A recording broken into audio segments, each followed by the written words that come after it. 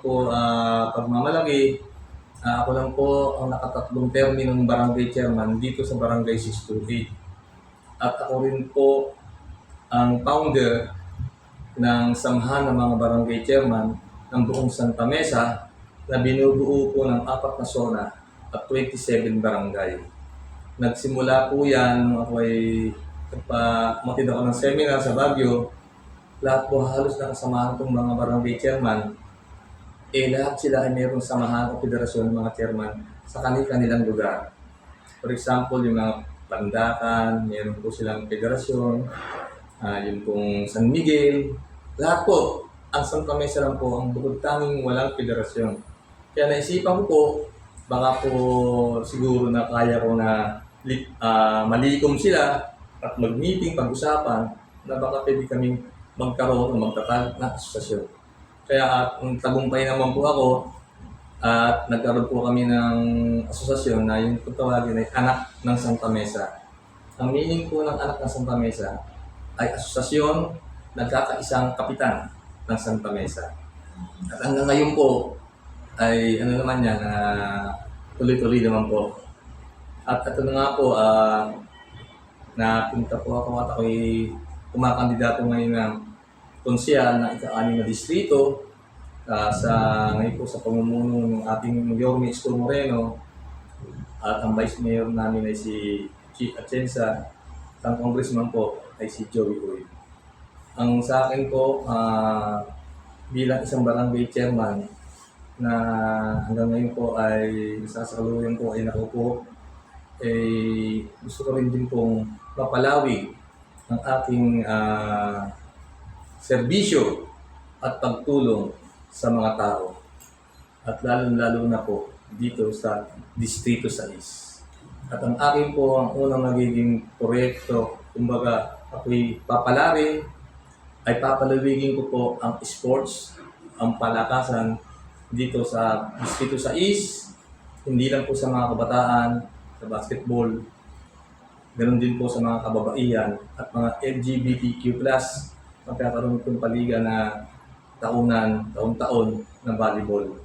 At hindi lang po sa mga kabataan o kalalakihan o sa mga LGBTQ+, ganoon din po sa mga senior citizen ng Distrito 6. Gusto ko rin pong magprograma ng pagtulong at serbisyo sa kanila. Halimbawa po na ako po ay magpupusige na magkaroon ng isang sasakyan o ang mobile clinic na para magkaroon ng maghatid sa kanila ng mga gamot, pang-maintenance nila sa araw-araw, vitamins, para hindi na po sila pumunta sa City Hall para humingi lang ng gamot nila o pang-maintenance nila. Ako na po mismo ang magbababa sa kanila, sa barangay nila. Barangay po ako gagawin ko para hatiran sila ng serbisyo, tulong sa mga senior citizen, lalo na sa mga pangangailangan nilang maintenance at gamot at vitamins. Tulad ng sinabi niyo po kanina, under Yorme's Choice po kayo. Bakit po kayo napapayag at anong nakita niyo kay Yorme Isko Moreno at napapayag kayo maging Yorme's Choice? Simula pa lang sa totoo lang po,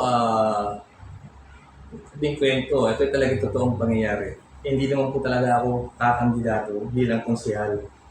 Pinuntahan po ako dito ng mga kasamahan kong chairman ng Santa Mesa.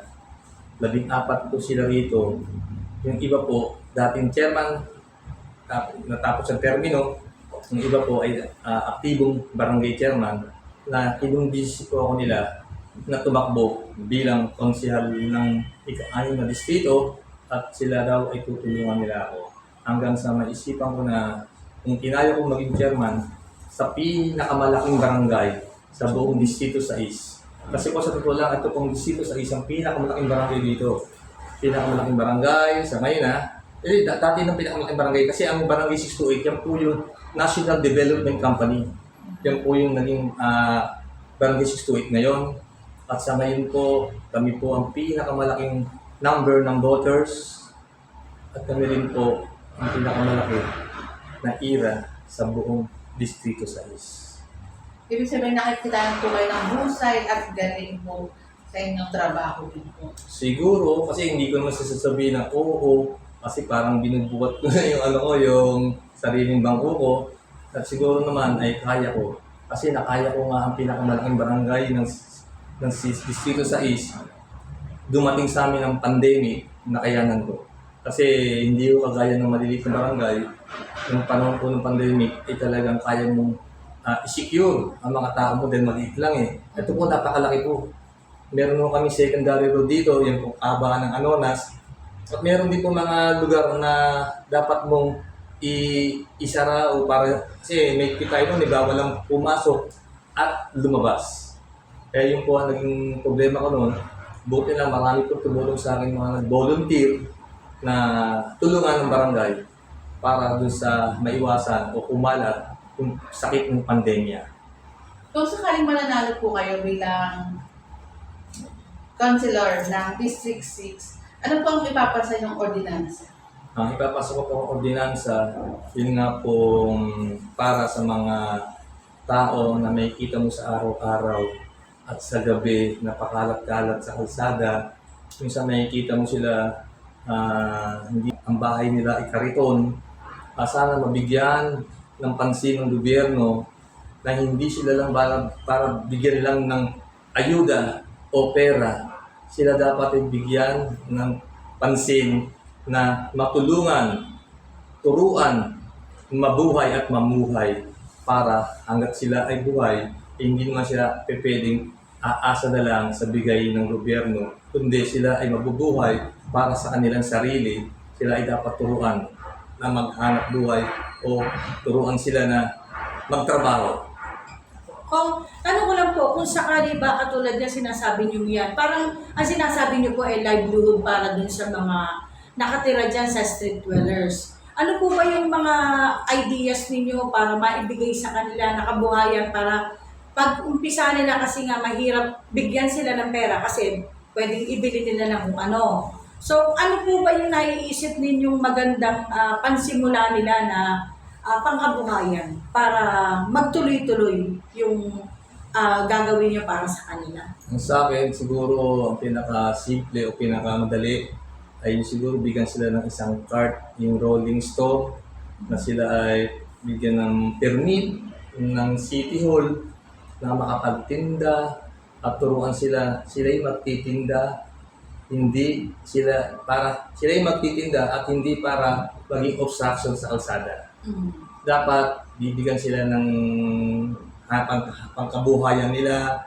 Yung nga yung sabi ko, yung pang food cart na ganyan na pwedeng ilagay nila sa isang pwesto ang gobyerno ay bigyan sila ng isang lugar na doon sila lang magtitinda para hindi maging pakalat-kalat at bigyan sila ng kapital para sa kanilang panimula.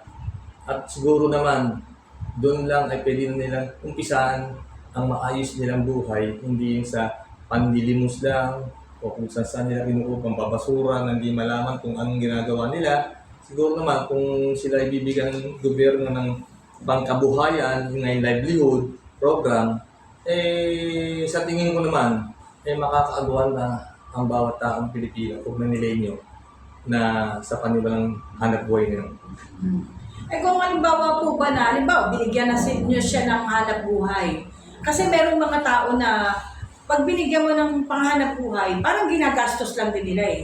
Sabihin lang, o sige, tatanggapin ko. Pero ang totoo, gagastusin lang din nila. Paano po kayang magiging, tawag dito, yung magtutuloy-tuloy, yung ganung hanap buhay nila? Kumbaga, yung sustainability. Magiging masusustain yung hanap buhay para sa kanila. Siyempre, ang gagawin na siguro, ang pinakamagandang gawin ng gobyerno sa kanila, hindi naman basta bibigyan ng pangkabuhayan. Ang pinakamaganda dyan, i-seminar muna sila para malaman nila kung paano ang pagpapatakbo ng negosyo. Hindi yung basta-basta na sila mag-negosyo. Siyempre, kahit tayo, hindi man natin linya ang magnegosyo na ganyan. Halimbawa, hindi rin natin masusustain na siya sa mo na yung pagkabuhayan na pang-araw-araw natin. Kasi hindi naman natin linya yan. Pero kung tuturuan sila, isi-seminar sila, ipapakita sa kanila kung paano ang dapat kapag ninegosyo, kung paano ba dapat yung yung kinikita at ang kapital sa araw-araw, kung paano sila tumutubo, yung kinikita nila, na paano nila gagastusin, para nila ang tawag Mamamanage dito, ng mamamanage yung maayos. Eh, siguro naman na magtatagumpay na sila ay baka hindi lang yung food cart na yun, pag nagtagal, baka magkaroon na sila ng isang sari-sari store. And gusto ko lang din pong i-share natin sa viewers natin na busy po kayo ngayon dahil ang dami niyo pong activities na ginagawa sa inyong mga nasasakupan tulad ng volleyball and meron pa po ba?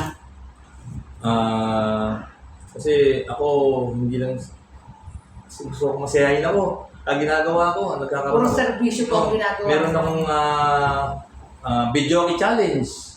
Video challenge with parapol. Para ang tao, hindi naman sila makinig na manonood lang ng kumakanta. Tapos, sisingitan namin ng raffle. Yan. Tapos, meron din akong online raffle. Para may mga pinagkakabalan din yung mga taga-distrito sa is. May inaabangan sila na parapol nga na wala namang bayad yun. Basta iyaan lang, i-comment lang, ganyan, para maging qualify sila sa raffle. Yun po ang ginagawa ko ngayon. And kunin ko lang po yung mensahe niyo sa ating buting Yorme Isko Moreno. Ang mensahe ko po kay sa mahal nating Yorme Isko Moreno, ako po ay nagpapasalamat at ako po ay isa sa napili ng Yorme's Choice. At sa akin naman po, mahal na Yorme, makakaasa po kayo at gagawin ko po ang lahat ng aking makakaya at aking pagsisikapan na ang Team Yorme ay manalo dito sa Distrito 6 ng aking makakaya na 9-0. 9-0 dahil ang 9-0 po, yan po talaga ang gusto ng mahal nating Yorme Isko Moreno.